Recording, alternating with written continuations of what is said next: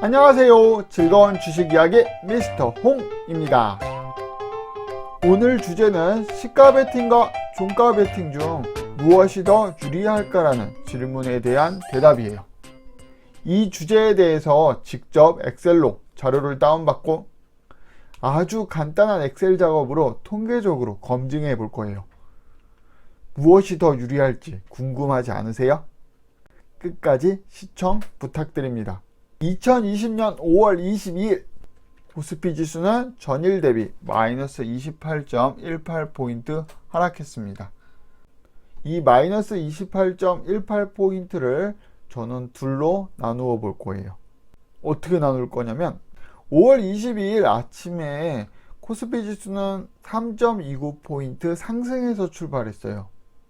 그리고 나서 시작한 다음에 마이너스 31.47포인트, 31.47포인트가 하락했습니다. 3.29포인트 상승 출발, 그리고 나서 31.47포인트 하락. 요거를 두 개를 더하면 마이너스 28.18 나오는 거 맞아요? 네, 맞습니다. 요 마이너스 28.18을 두 개로 쪼갠 거예요. 어떻게요? 플러스 3.29와 마이너스 31.47 이렇게 두 개로 쪼갠 겁니다.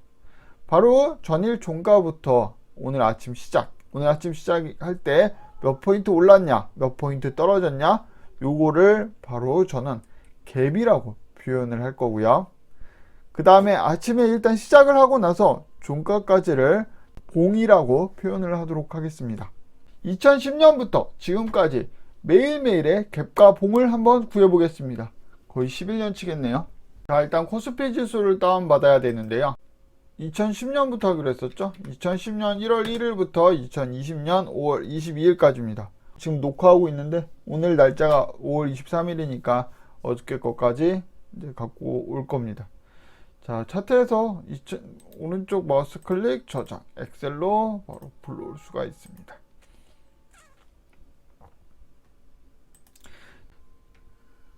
자, 보면은 여기 뭐 날짜부터 시작해서요. 시가, 고가, 저가, 종가 필요하죠. 옆에 있는 거 뭐 거래량이라든지 이동평균선 이런 거 필요 없을 거예요. 옆에 있는 거 다 지워버리겠습니다. 그 다음에 이제 날짜인데요. 저희가 이 날짜가 내림차순으로 정렬되어 있어요. 과거께 밑으로 가 있고 최신께 위로 가 있습니다. 이런 식으로 분석하면 분석이 좀 힘들다고 제가 계속 말씀드리죠. 요거를 오름차순으로 바꿔줍니다. 데이터 정렬 오름차순으로. 자, 그러면 이제 어떻게 돼요? 과거께 위로 가 있고요. 그 다음에 최신께 아래로 가게 돼 있죠. 그죠? 자, 이제 요거를 코스피 지수의 시가, 고가, 저가, 종가 요거를 다 데이터를 갖고 왔으니까 이제 우리는 갭과 봉으로 나눌 수가 있겠죠. 자, 여기다 갭을 쓰고요. 그 다음에 봉을 써볼게요. 갭은 어떻게 돼요? 이런 식으로 쓰면 되겠죠. 시가에서 전일 종가를 빼요. 그러면 뭐 몇 포인트가 올라서 시작했는지 떨어져서 시작했는지가 나올 겁니다. 한번 볼까요? 자, 2010년 1월 5일은 1701.62포인트로 시작했어요. 그런데 전일 종가는 1696.14포인트였어요. 아침에 5.48포인트 상승해서 출발한 거 맞아요? 예, 맞죠? 그 다음도 한번 볼까요? 그 다음 날은 1697.88포인트로 시작했습니다. 그런데 전날 1690.62포인트였어요. 7.26포인트 상승해서 출발한 거 맞아요? 예, 맞죠? 이거 전부 다 맞습니다. 봉은 어떻게 구할까요? 종가에서 시가를 빼면 돼요. 자, 이걸 끝까지 내려보면 2010년 1월 5일 1701.62포인트에 시작을 해서요. 1690.62포인트로 최종 마감을 했어요. 그럼 어때요? 아침 시작한 것보다 11포인트 하락해서 끝난 거 맞아요? 맞죠? 그 다음날도 볼까요? 1월 6일날 1697.88포인트에 시작했는데요. 끝날 때 보니까 1705.32포인트예요. 그러면 아침에 시작한 것보다 7.44포인트 올라서 끝난 거 맞아요? 네, 맞죠? 그죠? 매일매일을 갭과 봉으로 나눠 볼 수가 있어요. 그 다음에 여기다가는 등락이라고 표시해 봅시다. 등락. 등락은 갭과 봉을 그냥 합쳐도 되겠죠. 요거 더하기 요거 이런 식으로 써도 될 거예요. 그런데 이렇게 써도 되겠죠. 오늘 종가에서 전일 종가를 빼는 거예요. 이러면 등락이 되겠죠. 자, 아까 같은 방법으로 구하던 지금 같은 방법으로 구하던 어쨌든 값은 똑같이 나옵니다. 자, 이제 갭과 봉, 등락을 모두 구했어요. 이제 요거를 한번 누적해 볼까요? 갭을 누적하고요, 봉을 누적하고 등락을 누적할 거예요. 는 쓰고요. 이거 더하기 갭을, 봉도 요거 더하기 이렇게, 등락은 또 요거 더하기 등락. 자, 요거를 끝까지 다 내려볼 거예요. 자, 여기는 갭과 봉과 등락을 구했고요. 요거는 갭과 봉과 등락을 각각 누적하는 거예요. 요거는 갭만 계속 누적하는 거죠. 5.48포인트, 5.48에서 7.26, 5.48에서 7.26을 더하면 12.74, 12.74에서 마이너스 2.4 하면 10.34, 거기다 또 10.61을 더하면 20.95. 갭을 계속 누적한 거고요. 봉은 봉대로 이거를 계속 누적하는 거고요.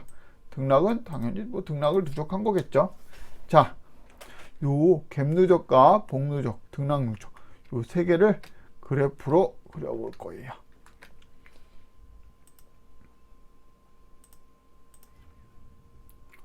이런 모습이 나오네요. 정말 놀랍지 않으세요? 자, 이 날짜도 한번 바꿔볼게요.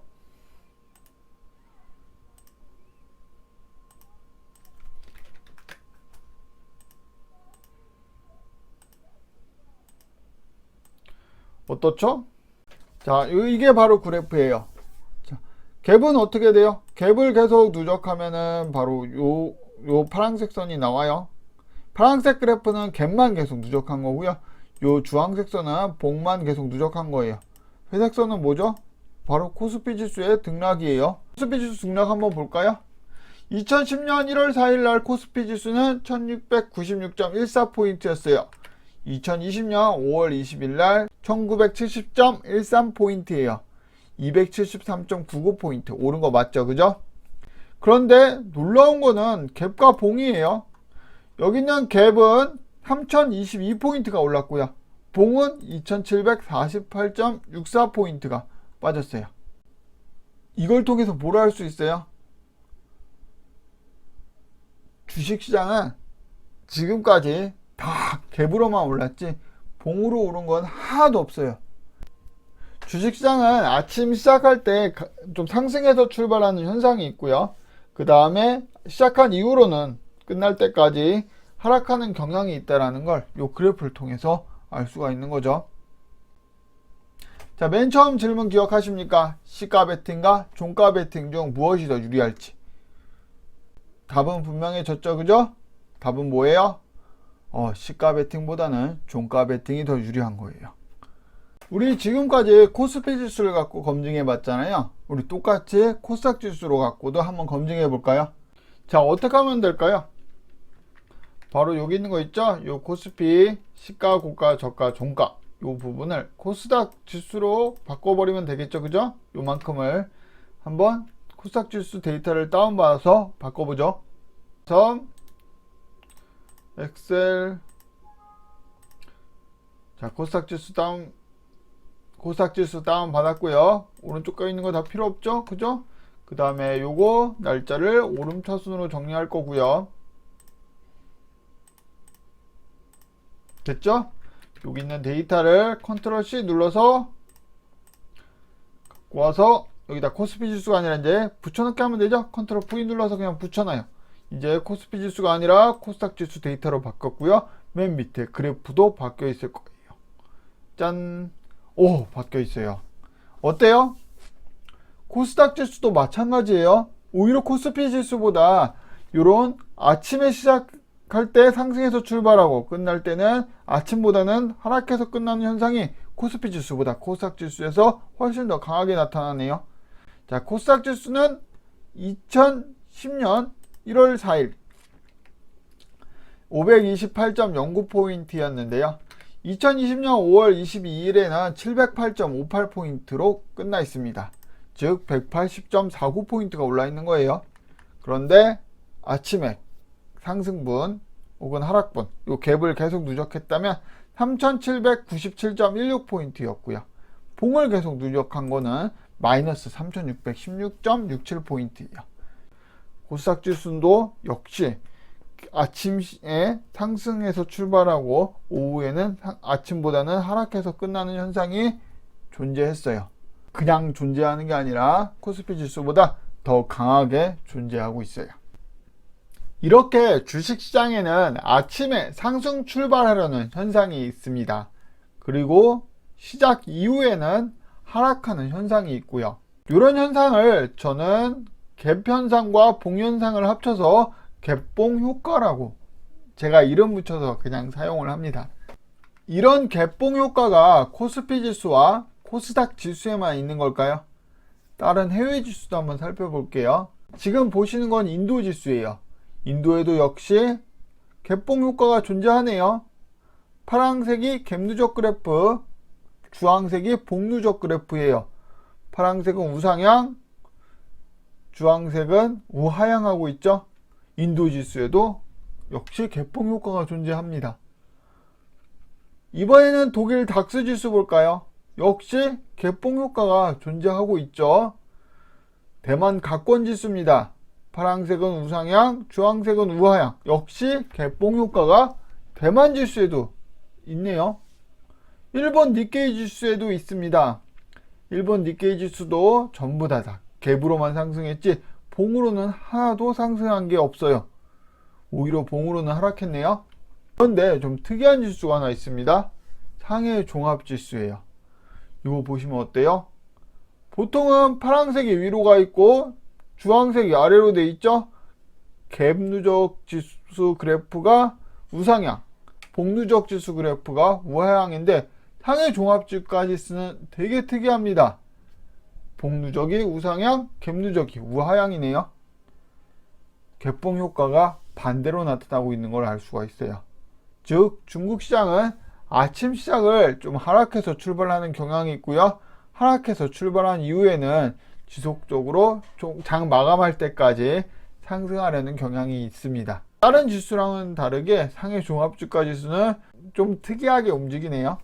시가 베팅과 종가 베팅 무엇이 더 유리할까요? 이제 정답을 얻었죠? 바로 종가 베팅이 시가 베팅보다 더 유리합니다. 지금까지 간단한 통계를 바탕으로 매수할 때는 종가에 매수하고 매도할 때는 시가에 매도하는 것이 더 유리하다라는 사실을 알았어요. 그렇다고 해서 매일매일 주식을 종가에 사서 시가에 팔고 또 종가에 사서 시가에 팔고 이런 식으로 하면 안 되겠죠. 바로 세금 때문에 그래요. 거래세 때문에 계좌의 돈이 다 없어질 것입니다. 갭봉 효과를 어떻게 투자에 이용할 수 있을까요? 매수하려는 종목이 있다면 시가보다는 종가에 매수하려는 습관을 가져보고요. 매도하려는 종목이 있다면 종가보다는 시가에 매도하려는 습관을 가져보면 좋을 것 같습니다. 내용이 도움이 되셨다면 좋아요와 구독 부탁드립니다.